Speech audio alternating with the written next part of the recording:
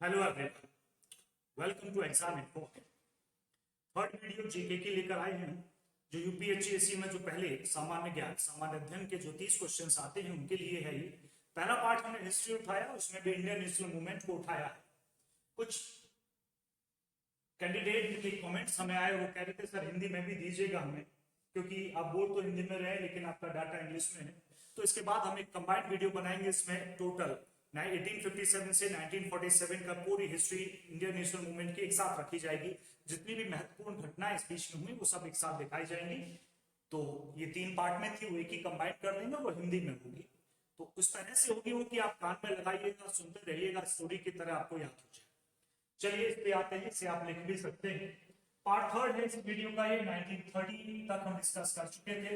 1931 से 1947 पर हम चल रहे हैं। सबसे पहले आता है 1931 में गांधी इरविन पैक्ट, इसे दिल्ली पैक्ट भी बोला जाता है, जो गांधी जी और इरविन के बीच साइन हुआ। इसके बाद गांधी जी एग्री हो गए राउंड टेबल कॉन्फ्रेंस के लिए। 3 राउंड टेबल कॉन्फ्रेंस हुई थी। पहली में तीनों लंदन में हुई थी। अंबेडकर जी ने तीनों में पार्टिसिपेट किया था। हाँ, पहली में कोई आईएनसी की तरफ से, इंडियन नेशनल कांग्रेस की तरफ से कोई नहीं गया था, तो वो फेल हो गई। बात किससे करेंगे, कोई नेता नहीं गया। दूसरे में गांधी जी तैयार हो गए और 1931 में ही held in London during the viceroy of Lord Wellington, देखो लिखा ही हुआ है, Gandhi ji attend on the behalf of INC. हमने पहले बोल दिया, सेकंड उन्होंने अटेंड। आगे बढ़ते हैं। इसके बाद ये जो 1932 का पीरियड है, ये थोड़ा डिवाइडेशन का है। एक तरह से अंग्रेजों ने इंडियंस को डिवाइड करने के लिए एक कम्युनल अवार्ड या मैकडोनाल्ड अवार्ड भी बुलाते हैं, ये चलाया, जिसके विरोध में गांधी जी आगे, उन्हें अरेस्ट कर लिया गया। This award divided India into communal grounds, including depressed class. मतलब ये हिंदू मुस्लिमों को तो डिवाइड करता ही था, साथ में हिंदुओं में जो अपर कास्ट और लोअर कास्ट थी उनको भी 2 हिस्सों में बांटता था। जो ज्यादा डिप्रेस्ड हैं, अनटचेबल, अछूत जिन्हें माना जाता था, तो उन्हें भी ये डिवाइड करता था। तो अंग्रेजों ने ये चाल एक तरह से चली। इसके विरोध में गांधी जी ने सत्याग्रह मतलब आमरण अनशन शुरू कर दिया और उन्हें अरेस्ट कर लिया। इसके बाद ये पूना एक्ट है तो बड़ा इंटरेस्टिंग, कभी पढ़ने का तुम्हें डिटेल में मौका मिले तो पढ़िएगा। इसे आप गांधी अम्बेडकर पैक्ट भी कहते हैं। अंबेडकर जी का इंटरव्यू आता है जो आजादी के बाद का है, आई थिंक 1950 के अराउंड होगा, 50-52 के अराउंड, जिन्होंने जिस इंटरव्यू में अंबेडकर जी ने बोला था कि गांधी जी महात्मा नहीं थे, वो हमें कहीं से भी महात्मा नहीं लगे, वो एक पॉलिटिशियन थे। ठीक, ये कमेंट उन्होंने उसमें किया था, तो ये भी पूछा जाता है कई बार। लेकिन ये पैक्ट 24 सितंबर 1932, बड़ी इंपॉर्टेंट डेट, इसमें साइन हुआ। इसके पीछे बड़ी हिस्ट्री है, कभी पढ़ने का मौका मिले तो पढ़िएगा। अंबेडकर और गांधी पैक्ट, उससे पहले क्या क्या हुआ। जैसे ही कम्युनल एक्ट आया, एक तरह से अवार्ड आया, तो हिंदू मुस्लिम तो डिवाइड किए ही उसने, साथ में हिंदुओं में अपर और लोअर क्लास को भी डिवाइड कर दिया। अब अंबेडकर जी देखो, डिप्रेस क्लास बहुत सारी है, आज भी मतलब इंडिया में इतना कास्टिज्म चलता है, आप सब जानते होंगे। तो कई बार मंदिरों में नहीं घुसने दिया जाता, काफी चीजें चलती हैं। इससे ये तो एक नेगेटिव फैक्टर है, लेकिन पॉजिटिव भी ये है कि उसी समाज में से आज हमारे देश के राष्ट्रपति जी भी है। तो ऐसा नहीं कि सभी डिप्रेस्ड हैं, उन्हें मौका नहीं मिला, कुछ को मौका मिला भी है, लेकिन कुछ भी अभी प्रॉब्लम्स बहुत सारी बची भी है। तो ये खैर आज का इम्पैक्ट है। उस टाइम का क्या था, उस टाइम का अंबेडकर जी चाहते थे कि इन्हें सेपरेट कर लिया जाए, ठीक, क्योंकि एक पर्टिकुलर एरिया में उनकी संख्या ज्यादा थी, और उन्होंने कहा कि यहाँ का मेयर भी यहाँ का हो, विधायक भी यहाँ का हो, एमपी भी, सब कुछ यहाँ का, इन्हें अलग से इलेक्टोरल पावर दी जाए इस साइड। अब गांधी जी इस बात का डर था कि जब मेजोरिटी यहाँ एक ही जैसी रहेगी तो फ्यूचर में ऐसा ना हो कि देश का एक और हिस्सा हो जाए, ठीक, देश टूट जाए। तो वो नहीं चाहते थे कि ये डिवाइडेशन। और अंबेडकर जी वहां इस बात पे सही है कि इनके साथ भेदभाव होता है, वो नहीं होगा। तो इस बात पे तो दोनों के बीच इस पे अपनी अपनी जगह पे डटे हुए थे।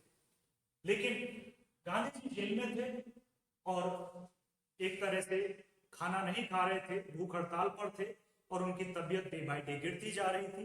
इसमें जो मुख्य भूमिका निभाई वो न्यूज़पेपर्स ने निभाई। वो डेली प्रिंट करते थे, गांधी जी की हालत और गिरी, गांधी जी की हालत और गिरी। इस पर अंबेडकर जी पर थोड़ा प्रेशर आया, जिसके दबाव में वो झुक गए। प्रेशर कैसे आया? मीडिया, सीधी सी बात है, अंबेडकर जी दलितों के नेता बनकर उभरे तो दलित तो उनके साथ रहेंगे, लेकिन गांधी जी अगर कुछ हो गया गांधी जी को तो प्रॉब्लम आ जाएगी कि बाकी सभी उनके अगेंस्ट में चले जाए। इस वजह से उन पर प्रेशर था। और जो इससे ऊपर हमने देखा ना मैकडोनाल्ड, ये था कि डिवाइड कर देंगे और हम राज करेंगे अंग्रेजों का। लेकिन गांधी जी इससे बड़ी चाल खेल गए और उन्होंने एक पैक्ट साइन कर लिया। गांधी अंबेडकर के पीछे हुआ ये था। The main term of the Poona act was the principle of separate electorates was abandoned instead of the principle of joint electorate. Joint ही रहेगा लेकिन रिजर्वेशन उसमें होगा। रिजर्वेशन 71 से 148 पर कर दिया, 18% सीट पर रिजर्वेशन कर दिया।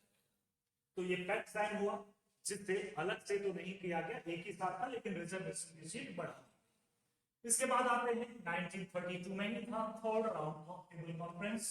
मोस्टली लीडर्स जेल में थे, जिसकी वजह से ये सक्सेसफुल नहीं हो पाई और ये भी फेल हो गई। थ्योरी लंदन में ही थी। इसके बाद आता है 1935 गवर्नमेंट ऑफ इंडिया एक्ट, भारतीय सरकार अधिनियम 1935। कई बार देखा होगा, सुना होगा। Introduced provincial autonomy, abolished diarchy, मतलब provinces, made minimize the responsible to the legislative and federation of the center। इसे कांग्रेस ने रिजेक्ट कर दिया था इस अधिनियम 1935 को। लेकिन साथ ही साथ आईएनसी ने इलेक्शंस में पार्टिसिपेट किया था। आई थिंक 38 में ये इलेक्शंस हुए थे, मेरे हिसाब से तभी होने चाहिए। इट वाज नेहरू जी ने इस पर एक रिमार्क दिया, it was a new charter of service. ये पूछ लिया जाता है किसने दिया, तो जवाहरलाल नेहरू जी ने दिया। चलिए आगे बढ़ते हैं।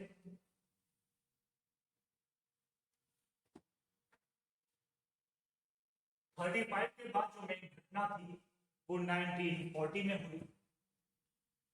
ये बड़ी घटना थी।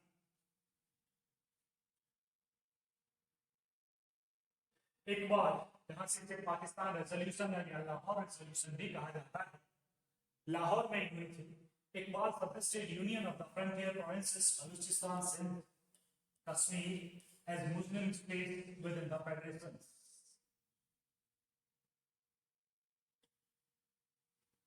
चार की मांग इकबाल ने की थी, जहां मुस्लिम जनसंख्या, मुस्लिम आबादी ज्यादा थी।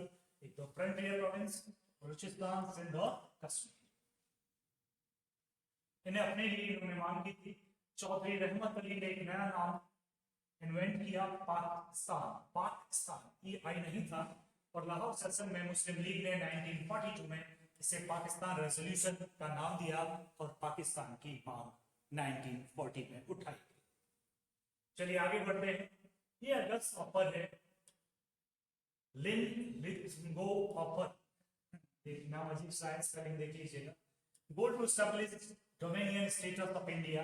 मतलब डोमिनियन स्टेटस का मतलब क्या है? मैंने सजेस्ट किया कि भारत की जो इसमें जो लीडरशिप है, मतलब गवर्नमेंट को भारतीयों की रहे, भारतीय राज करें इस पर, इंडियन हो टोटल, लेकिन उसकी जो टोटल पावर है वो ब्रिटिशर्स तक, मतलब मेन पावर ब्रिटिशर्स के हाथ में रहे और बाकी राज आप लोग कर लीजिएगा। इसे बोला जाता है dominion status of India. Maulana Abdul Kalam Azad president थे आईएनसी के, उन्होंने इसे रिजेक्ट किया। चलिए आगे बढ़ते हैं। इंडिविजुअल सत्याग्रह। इंडिविजुअल सत्याग्रह की भी स्टार्टिंग 1940 में ही मान ली जाती है, लेकिन 1941 में Vinoba Bhave was the first satyagraha was arrested. Individual satyagraha किया, पहला सत्याग्रह इंडिविजुअल, और उन्हें अरेस्ट कर लिया। विनोबा भावे नाम याद रखना। चलिए आगे बढ़ते हैं। Cripps mission 1942। इस effort Cripps was sent to resolve the Indian issues. Cripps को भेजा गया इंडियन इश्यूज को रिजॉल्व करने के लिए, इन्हें खत्म करने के लिए, इन्हें हटाने के लिए, और उन्होंने भी सजेस्ट किया डोमिनियन स्टेटस, जैसे कि ऊपर हमने।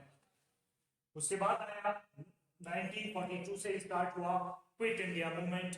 अब ये बहुत जोर शोर पे था कि भारत से निकालो अंग्रेजों को, भारत से निकालो भैया, क्विट इंडिया, भाग जाओ यहां से। ठीक है जी। 8 अगस्त 1942 INC pass a resolution known as Quit India in its meeting Gwalior tank, Bombay में ही हुआ, या आ सकता है ग्वालियर टैंक, बॉम्बे में ही हुआ। आईएनसी ने पास किया 8 अगस्त में पास किया 1942 में कि भैया भारत छोड़ो। सुना होगा ना भारत छोड़ो आंदोलन। Gandhi ji gave a call for do or die, करो या मरो।